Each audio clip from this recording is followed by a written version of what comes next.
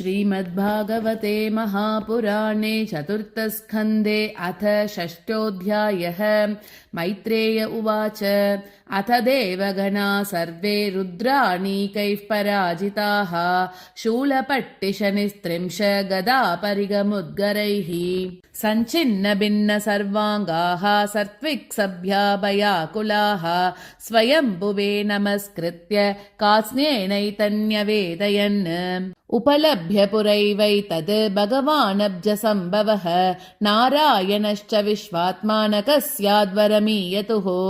तदा कर्ण्यविभुः प्राह तेजीयसि कृतागसि क्षेमाय तत्र सा भूयात् न प्रायेण बुभूषताम् अतापि यूयं कृतकिल्बिषा भवम् एबर्हिषो भागभाजं परादुः प्रसादयद्वं परिशुद्धचेतसा क्षिप्रप्रसादं प्रगृहीताङ्घ्रिपद्मम् आशासाना जीवितमध्वरस्य लोकः सफालः कुपितेन यस्मिन् तमाशु देवं प्रियया विहीनं क्षमापयद्वं हृदि विद्धं दुरुक्तैः नाहं न यज्ञो न च यूयमन्ये ये देहभाजो मुनयश्च तत्त्वं विदुः प्रमाणं बलवीर्ययोर्वा यस्यात्मतन्त्रस्य क उपायं विदित्सेत् स इत्थमादिश्य सुरानजस्तैः समन्वितः पितृभिः सप्रजेशैः ययौ स्वधिष्ण्यान् निलयं पुरद्विषः कैलासमद्रिप्रवरं प्रियं प्रभोः जन्मौषधितपो मन्त्र योगसिद्धै नरेतरैः जुष्टं किन्नरगन्धर्वैः अप्सरोभिर्वृतं सदा नानामणिमयै शृङ्गैः नानाधातुविचित्रितैः नानाद्रुमलतागुल्मैः नानामृगगणावृतैः नानामलप्रस्रवणैः नानागन्धरसानुभिः रमणं विहरन्तीनां रमणैः सिद्धयोषिताम् मयूरकेकाभिरुतं मदान्दाली विमूर्छितं प्लावितैरक्तकण्ठानां कूजितैश्च पतत्रिणाम् आह्वयन्तं इवोदस्तैः द्विजान् कामदुगैर्द्रुमैः व्रजन्तमिव मातङ्गैः गृह्णन्तमिव निर्जरैः मन्दारैः पारिजातैश्च सरलैश्च उपशोभितं तमालैः शालतालैश्च कोविदारासनार्जुनैः चूतैः कदम्बैर्नीपैश्च नागपुण्णागचम्पकैः पाटलाशोकबगुलैः कुन्दैकुरबकैरपि स्वर्णार्णशतपत्रैश्च वररेणुकजातिभिः गुब्जगैर्मल्लिकाभिश्च माधवीभिश्च मण्डितम् पनसोदुम्बराश्वत्थ प्लक्षण्यग्रोदहिङ्गुभिः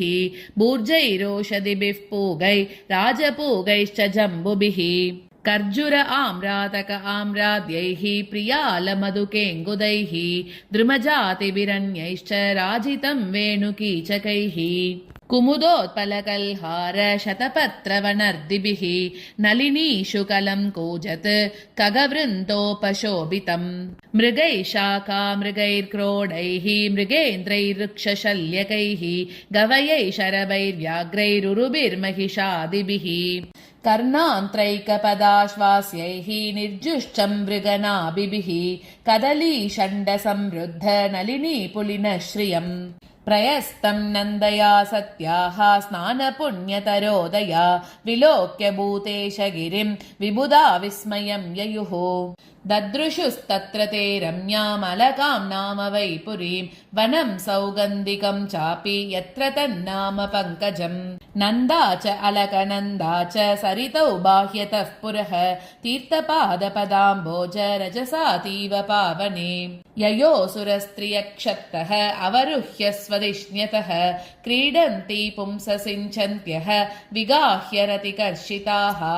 ययो तत्स्नानविभ्रश्च नवकुङ्कुमपिञ्जरं वितृशोऽपि बिभन्त्यम्बः पाययन्तो गजागजीः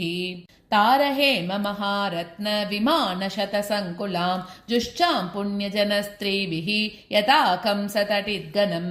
हित्वा यक्षेश्वरपुरीं वनं सौगन्धिकं च तत् द्रुमैकामदुगैर्हृद्यं चित्रमाल्यफलच्छदैः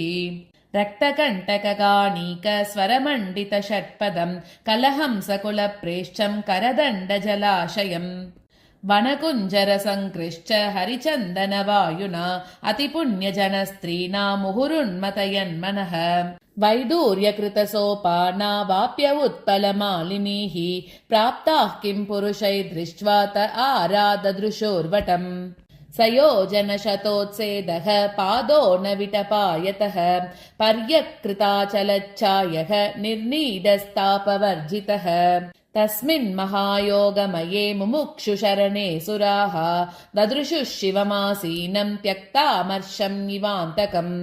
सनन्दनाद्यैर्महासिद्धैः शान्तैः संशान्तविग्रहम् उपास्यमानं सख्या च भर्त्रा गुह्यकरक्षसाम् विद्यातपोयोगपथम् आस्थितं तं मदीश्वरम् चरन्तं विश्वसुहृदं वात्सल्यात् लोकमङ्गलम् लिङ्गं च तापसाभीष्टं भस्मदण्डजटाजिनम् अङ्गेन सन्ध्यावररुचा चन्द्रलेखां च बिभ्रतम् उपविष्टं दर्भमय्यां भृस्यां ब्रह्म सनातनं नारदाय प्रवोचन्तं पृच्छते शृण्वतां सताम् कृत्वोरौ दक्षिणे सव्यं पादपद्मं च जानुनि बाहुं प्रकोष्ठेक्षमालाम् आसीनं तर्कमुद्रया तं ब्रह्म निर्वाणसमाधिमाश्रितं व्युपाश्रितं गिरिशं योगकक्षां सलोकपाला मुनयो मनूनाम् आद्यं मनुं प्राञ्जलयः प्रणेमुः स तूपलभ्यागतमात्मयोनिं सुरासुरेशैरभिवन्दिताङ्घ्रिः उत्थाय चक्रे शिरसाभिवन्दनम् अर्हत्तमः कस्य यतैव विष्णुः तथा परे सिद्धगणा महर्षिभिः ये वै समन्तात् अनुनीललोहितं नमस्कृतः प्राह शशाङ्कशेखरं कृतः प्रणामं प्रहसन् इवात्मभूः ब्रह्मोवाच जाने त्वामीशं विश्वस्य जगतो योनिबीजयोः शक्ते शिवस्य च परं यत्तद् ब्रह्म निरन्तरम् त्वमेव भगवन् एतत् शिवशक्त्यो स्वरूपयोः विश्वं सृजति पास्यत्सि क्रीडन् ऊर्णपटो यथा त्वमेव धर्मार्थदुगाभिपत्तये दक्षेण सूत्रेण ससर्जिताध्वरम् त्वयैव लोके वसिताश्च सेतवो यान् ब्राह्मणा श्रद्ददते धृतव्रताः त्वं कर्मणां मङ्गलमङ्गलानां कर्तुः स्म लोकं तनुषे स्वः परं वा अमङ्गलानां च तमिश्रमुल्बनं विपर्ययः केन तदेव कस्यचित् न वै सतां त्वच्चरणार्पितात्मनां भूतेषु सर्वेषु अभिपश्यतां तव भूतानि चात्मनि अपृथक् दिदृक्षतां प्रायेण रोषोऽपि भवेत् यथा पशुम् पृथक् धियः कर्मदृशो दुराशयाः परोदयेनार्पितहृद्रुजोनिशम् परान्दुरुक्तैर्विदुदन्तिरुन्दुताः तान्मावदीद्दैव वदान् भवद्विदः यस्मिन् यदा पुष्करणावमायया दुरन्तया स्पृच्छति यः पृथक् दृशः कुर्वन्ति तत्र ह्यनुकम्पया कृपां न साधवो दैव बलात्कृते क्रमम् भवांस्तु पुंसः परमस्य मायया दुरन्तया स्पृष्टमतिः समस्तदृक् तया हतात्मस्वनुकर्म चेतसु अनुग्रहं कर्तुमिहार्हसि प्रभो कुर्वद्वरस्योदरणं हतस्य भोः त्वया समाप्तस्य मनो प्रजापतेः न यत्र भागं तव भागिनो तदुः कुयज्विनो येन मगो निनीयते जीवताद्यजमानोऽयं प्रपद्येताक्षिणी भगः भृगोशं शृणीरोहन्तु पूष्णोदन्ताश्च पूर्ववत् देवानां भग्नगात्राणां ऋत्विजां चायुधाश्मभिः भवदानुगृहीतानामाशुमन्योऽस्तु अनातुरम्